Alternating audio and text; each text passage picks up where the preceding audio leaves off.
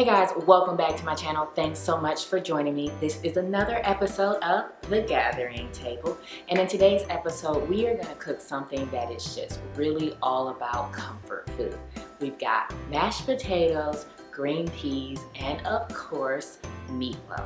This is one of my personal favorites, so I hope you enjoy. It's actually really easy. So make sure to remember that all the ingredients and the directions are in the description box below. So print that off before you head for your next trip to the grocery store and you'll be ready to make this meal. Let's kick it off and get right into the video. All right, let's talk about all the ingredients we'll need. You'll need a pack of lean ground beef or ground turkey, some breadcrumbs or Ritz crackers, 1 egg, some milk of your choice, ketchup, onions, salt, pepper, and garlic powder. And for the glaze that we're going to put on top of our meatloaf, you'll need additional ketchup, brown sugar, apricot preserves, and some Worcestershire sauce. Don't forget your green frozen peas, and for my mashed potatoes, I use golden potatoes, a little bit of butter, and a little bit of heavy whipping cream. To get things started, I'm adding a half a pound of ground beef and a half a pound of ground turkey.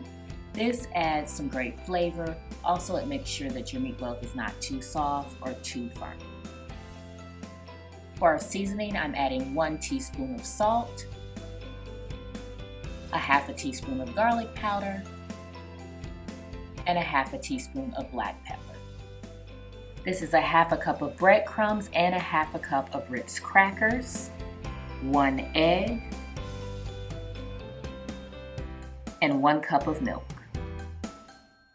Next, I'll be adding a half a cup of ketchup and a 1/3 cup of chopped red onions. I've got my gloves on here so my hands are nice and clean, and I am just going to combine everything together, making sure to squeeze it all in because you want to not only mix in your egg, but everything else that we combine. You don't want one bite to have more of something or less of another. So here it's finally combining all together very well. And once you're complete with that, you need to get ready to pull out your 9x13 glass Pyrex dish, which is what I have here.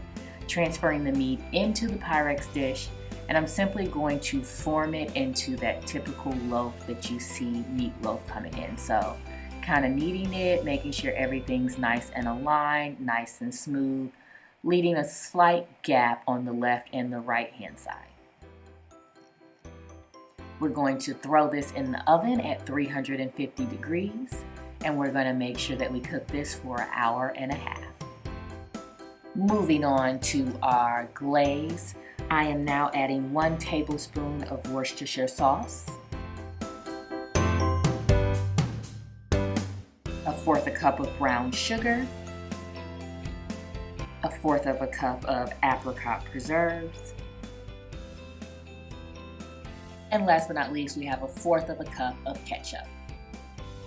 I'm just going to simply mix this all together, making sure that any lumps from the brown sugar or even the apricot preserve is nice and smooth. So if you need to kind of smash some of the lumps on the side of the bowl with the back of your spoon, definitely take care of that because we don't want any lumps in our meatloaf glaze.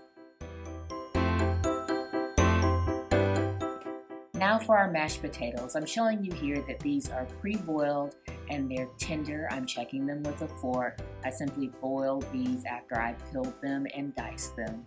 And now that they are completely boiled, they are cooked. And we're simply going to add about 1.5 tablespoons of butter. And this is just a tad bit of heavy whipping cream, just enough to kind of get things loosened up and making sure that we're able to mash it. So I'm going to switch hands here. I'm actually right-handed, so I'm going to have the potato masher in my right hand and secure the pot with my left. But I am simply mashing it here. You kind of mash your potatoes to your liking. I like a little lumps in mine. It helps me know that they're real mashed potatoes. So this is going to be about good for me, and I am done. Now taking a check on our meatloaf.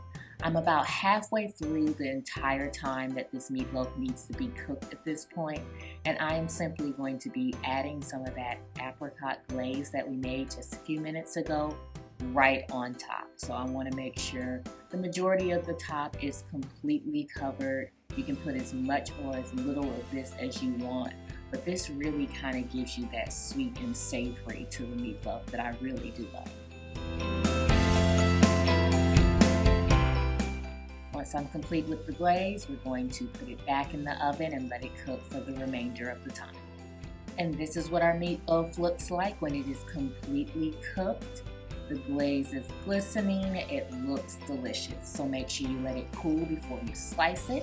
And let's go ahead and plate everything. So we made those great mashed potatoes, and that's actually going to be the first thing that I am going to add to our plate. We've got our green peas. I simply steam those and follow the directions on the back of the package. And last but not least, the star of the show is our meatloaf. So I have went ahead and sliced these into some nice, about an inch and a half thick slices.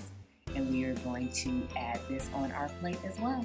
And voila, dinner is served. All right, y'all, no lie. The meatloaf is really good. It really, really is one of my favorites. So definitely try it out. Make sure to let me know if you do try it out. I want to hear all about it. Leave me comments down below. Give this video a thumbs up if you like it. And of course, check out all the rest of the videos that I have in the Gathering Table series. And if you like what you're seeing, go ahead and subscribe. Why not? Make sure to hit that bell so you can get a notification every time I post a brand new video. Thanks so much for joining me. I want you guys to keep staying tuned.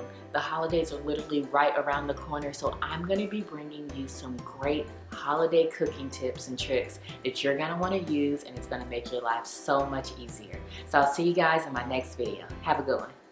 Before you leave, don't forget to check out my previous cooking videos, which you can find right here, and click my logo right in the center to subscribe.